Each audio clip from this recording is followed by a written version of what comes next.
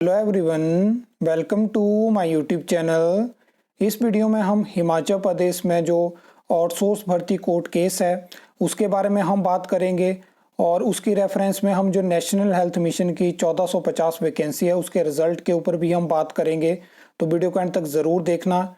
जैसे कि मैंने आपको पिछले कल जानकारी दी थी कि जो आउटसोर्स भर्ती कोर्ट केस है वो जो है वो सुप्रीम कोर्ट से डिस्पोज ऑफ हो चुका है और सुप्रीम कोर्ट ने इस केस को वापस से हाई कोर्ट शिमला भेज दिया है।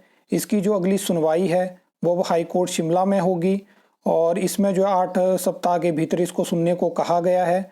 और एक चीज़ मैं आपको बता दूं कि सुप्रीम कोर्ट ने कहा है कि जो आउटसोर्स भर्ती पर रोक लगी है वो अगली सुनवाई तक जारी रहेगी।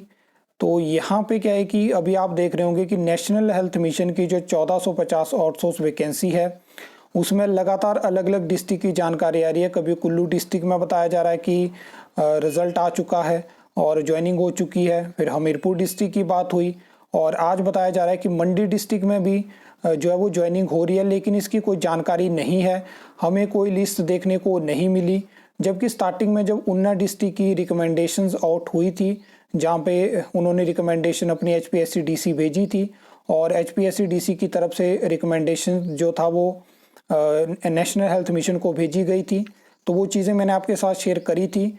लेकिन अभी क्या है कि आउटसोर्स भर्ती पर अगर रोक है तो किस तरह से ये चीज़ें हो रही हैं। अब जैसा हो सकता है कि मान लो अब ज्वाइनिंग के बारे में बात की जा रही है, तो अब अगर कोर्ट की तरफ से आउटसोर्स भर्ती पर रोक है तब तो मतलब ऐसा है कि आप यहाँ पे ज्वाइनिंग भी नहीं दे सकते हो। और इसके रेफरेंस में मैंने आपको बताया कि COPC दायर हो चुकी है जिसमें कि दूसरी सुनवाई हो चुकी है और उसमें जो MD NHM है उनकी तरफ से बताया गया कोर्ट में कि हमने जो भर्ती है वो HPSC-DC को दी है।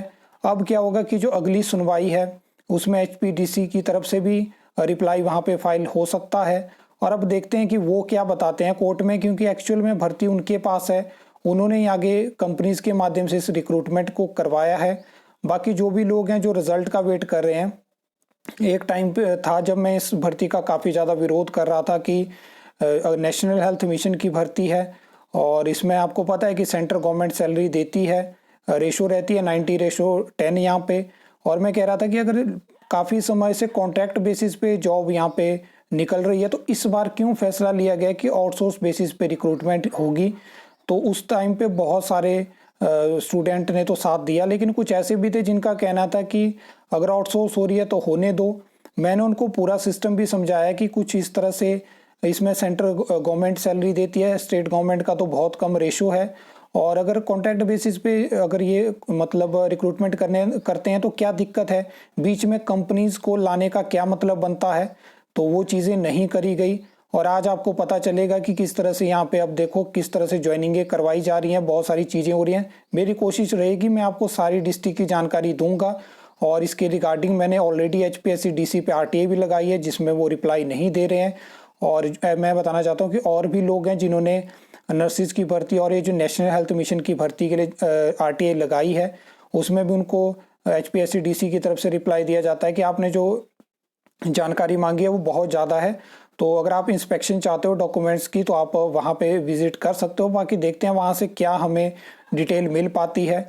लेकिन फिलहाल यही है कि हिमाचल में आउटसोर्स भर्ती पर जो रोक है वो अगली सुनवाई तक जारी रहेगी। आई होप आपको ये वीडियो अच्छी लगी होगी, इन्फॉर्मेटिव लगी होगी।